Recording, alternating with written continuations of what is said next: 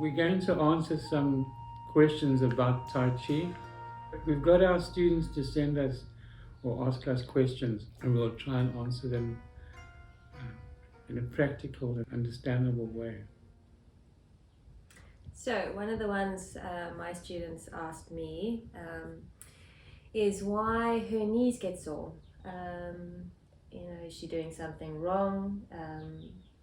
Given that her posture is correct, making sure of that, why would your knees get sore? Well, there's two basic answers. Your posture may not be correct. She may be putting stress on the tendons of her knees. If the stance is not long enough and the knee, if she semi-crouches or lowers her stance a bit, the knee goes beyond the toes, it's going to be at an angle like this, and it's going to stress the knee joint. It has to be straight. So when she drops her body, there is no angle between the knee and the ankle and the foot. Yeah. Is straight, as opposed to being at a tangent. The other thing is to do with the energy in the body, the energy flow. You can say the meridian flow. When you relax your body, the flow moves more fluently, if you like, but it tends to collect at the joints. So it'll collect around the hip joint and the knee joint and the ankles. So we try to release the hips and semi-crouch, but then the energy can collect at the knees. So we have to relax the knee joint as well. Then it will tend to collect in the ankles and the feet. So we have to relax the ankles and the feet as well. But this is a mind thing. So you have to be in touch with your body and be able to release the joints. When you release the joints, we also relax the tendons and the muscles. And when we use the tendons, then the muscles can relax. So in Tai Chi, we use the tendons rather than the muscles, so we can relax properly. So initially, the emphasis should be on the joints. So going to the skeletal level, so the joints before the muscles and the tendons. So taking your awareness, say, to the knees and taking your awareness there and trying to release the knees, and then the ligaments, tendons and muscles then can release around the joint. Well, the main thing to start with is the proper structure of the body. Yeah. So what we call suspending from the top of the head. So the whole structure must stand basically in one line. And then we can relax. But if your structure is at an angle or to the side, you can't relax the muscles because the muscles are holding your body upright, stopping you from falling over. When our posture is correct and we're upright, then the whole physical and the energy flow can all sync and just move up and down.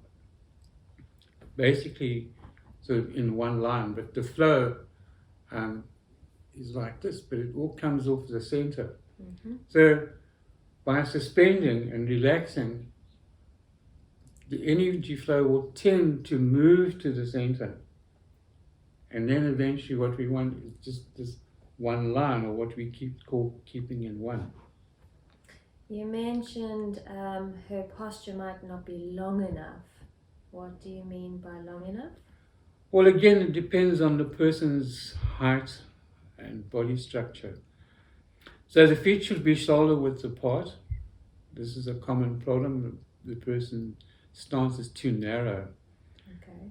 And also, it's not long enough, because the longer you step, the more stress it puts on your legs.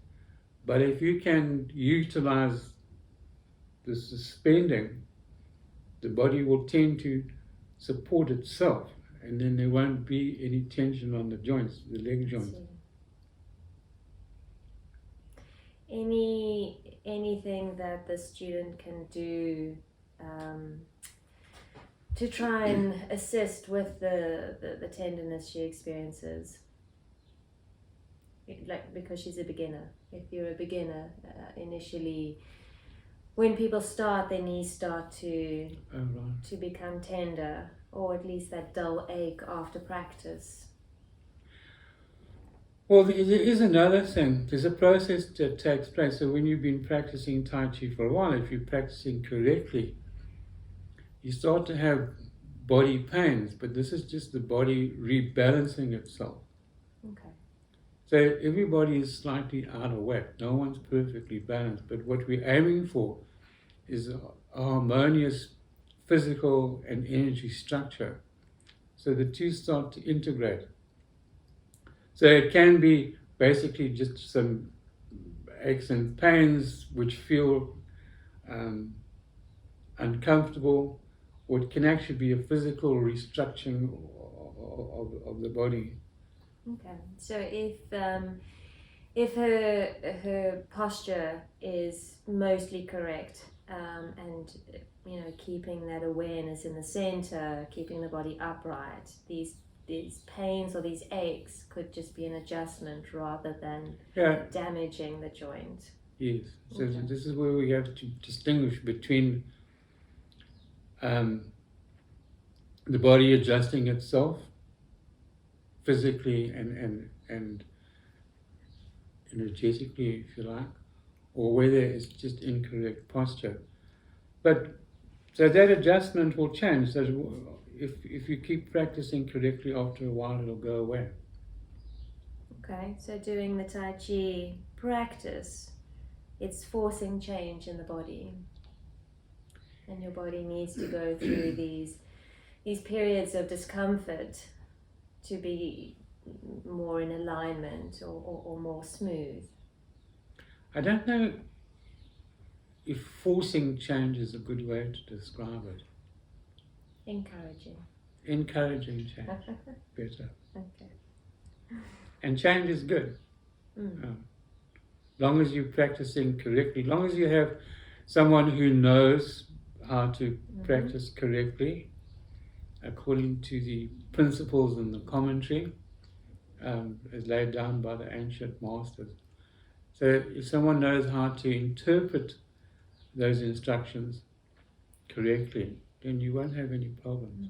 Also, given that everybody's structure is so different, they may not look like you do when you're practicing the Tai Chi. Yeah, So exactly. you need somebody who can interpret that person's Yes. structure and form. The instructor accordingly. must be able to instruct each individual according to their needs. Yes, and according to the principles. Yeah. Okay. Thank you. You're welcome.